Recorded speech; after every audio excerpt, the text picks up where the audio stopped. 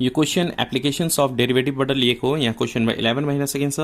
Given the demand function p is equal to 1 minus 3q and total cost function c is equal to q square minus 2q determine the optimal output q q को value find out गर्ने price p find out गर्ने and total revenue r पनि find out गर्ने under profit maximisation कुन बेला हुन्छ when second derivative is less than 0 so हामीलाई यहाँनिर सेकेन्ड डेरिवेटिभ पनि फाइन्ड आउट गर्नुपर्ने के को सेकेन्ड डेरिवेटिभ फाइन्ड आउट गर्नुपर्छ प्रॉफिट को बिकज हियर के भनेको छ r under profit maximisation so profit निकाल्नु पर्ने प्रॉफिट को लागि हामीलाई के चाहिन्छ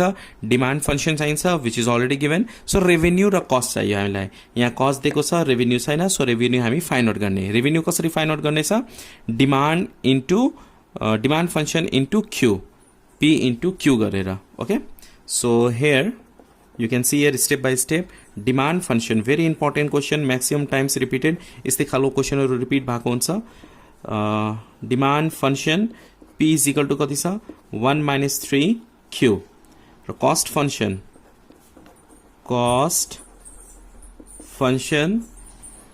c is equal to कति छ q स्क्वायर माइनस 2q अब हामीले के निकाल्ने रेभेन्यू निकाल्ने रेभेन्यू फंक्शन निकाल्ने रेभेन्यू फंक्शन r इसको फर्मुला के हुन्छ p इन्टु q p को भ्यालु के छ 1 minus 3q छ इन्टु q गर्दिने so we can get here q minus 3q square अब के फाइन्ड आउट गर्ने प्रॉफिट फाइन्ड आउट गर्ने बिकज अन्डर प्रॉफिट मैक्सिमाइजेसन भनेको छ सो प्रॉफिट फाइन्ड आउट गर्ने profit function is denoted by pi and formula के हुन्छ यसको total revenue minus total cost or revenue minus cost revenue कति छ q minus 3q square minus cost कति छ c is equal to q square minus 2q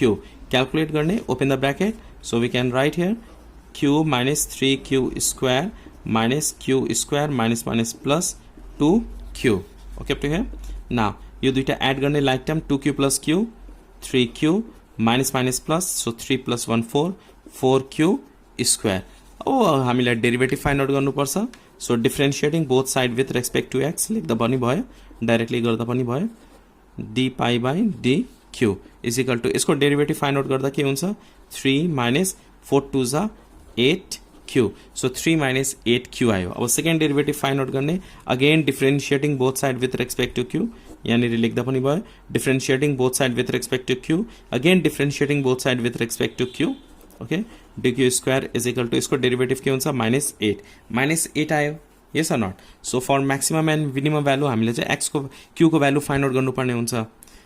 so we can write here for max or mean first derivative is equal to 0 so d pi by dq is equal to 0 र यहाँबाट हामी के find out गर्छौं q को value find out गर्छौं यसको value के छ 3 minus 8q is equal to 0 3 is equal to 8q q is equal to के हुन्छ 3 by 8 okay up to here when q is equal to 3 by 8 then second derivative positive हुन्छ कि negative हुन्छ त्यो चेक गर्ने तर यहाँनिर के छ -8 मात्र छ अब -8 q भएको भए चाहिँ q को भ्यालु हामी पुट गर्थ्यौं q को भ्यालु 3 by 8 पुट गर्थ्यौं तर q छैन भने पुट गर्नु पर्दैन so -8 which is less than 0 q भएको भए जस्तो -8 q भएको भए q को भ्यालु पुट गर्ने र q को भ्यालु पुट गर्दाखेरि पोजिटिभ आयो भने के हुन्छ मिनिमम हुन्छ नेगेटिभ आयो भने के हुन्छ म्याक्सिमम हुन्छ तर यहाँनिर -8 यसमा भ्यालु पुट गर्नु परेन so we can write so profit is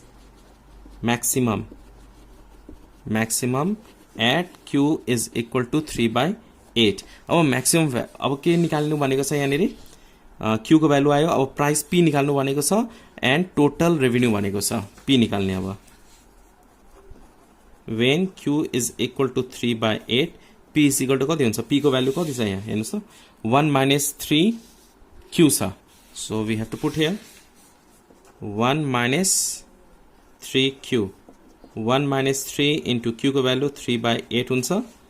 so 8 into 1 8 minus 9 8 minus 3 into 3 9 by 8 and we get here minus 1 by 8 similarly revenue पनि फाइन्ड आउट गर्नु भनेको छ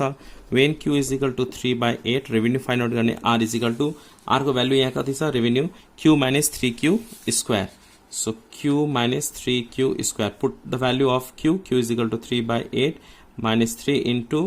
3/8 whole square.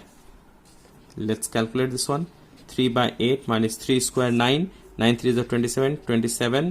by 8 square 64 LCM लिने यहाँनिर LCM कति हुन्छ 64 हुन्छ यो दुईटा डिवाइड गर्ने 8 8 3 is 24 so 24 minus 27 is equal to minus 3/64 so answer is 3/8 minus 1/8 and minus 3/64. Hope you understand this question number 11. Now look at question number 12.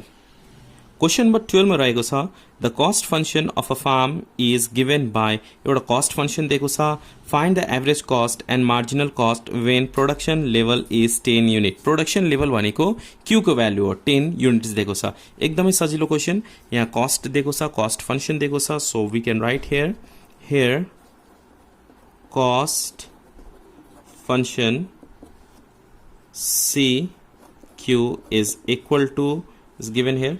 200 plus 100Q plus 5Q square. अब हामीले average cost र marginal cost find out गर्नुपर्ने र Q को value 10 पनि छ so we can write here average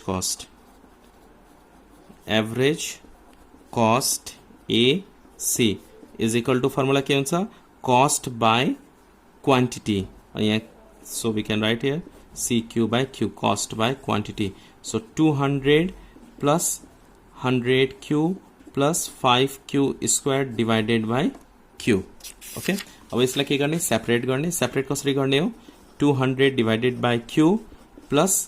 100Q divided by Q plus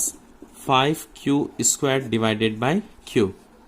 so 200 divided by Q plus Q and Q cancel so 100 plus Q and square cancel so 5Q. अब Q को value दिएको छ यहाँनिर क्वेशनले हेर्नुस् त के भनेको छ when the production level is 10 unit production level भनेको Q को भ्यालु हो so when Q is equal to 10 then AC find out गर्ने so Q को प्लेसमा 10 राख्दिने 200 divided by 10 plus 100 plus 5 into 10 यो दुईटा डिवाइड गर्दा के हुन्छ 20 हुन्छ plus 100 plus 50 and we get here when you add we get here 170. After this we have to find out marginal cost also. Marginal cost find out garna derivative of cost गर्नु पर्छ so we can write here marginal cost MC is equal to derivative of cost so CQ लेख्ने यहाँ derivative of cost so D cost function कति छ 200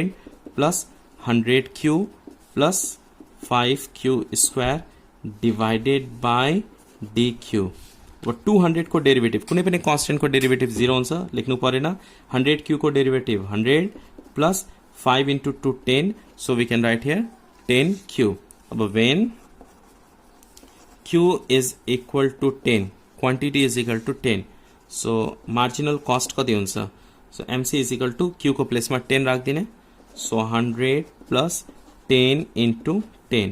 so we can write here 100 plus 100 is equal to 200 so marginal cost कति आएको छ 200 average cost 170 marginal cost 200. Hope you understand this question number 12 taken from applications of derivative class 12 business mathematics. Video मन पर्यो भने please like गर्नु होला new हुनुहुन्छ भने please subscribe and please share with your friends too. Thanks for watching till last. Keep supporting and keep sharing.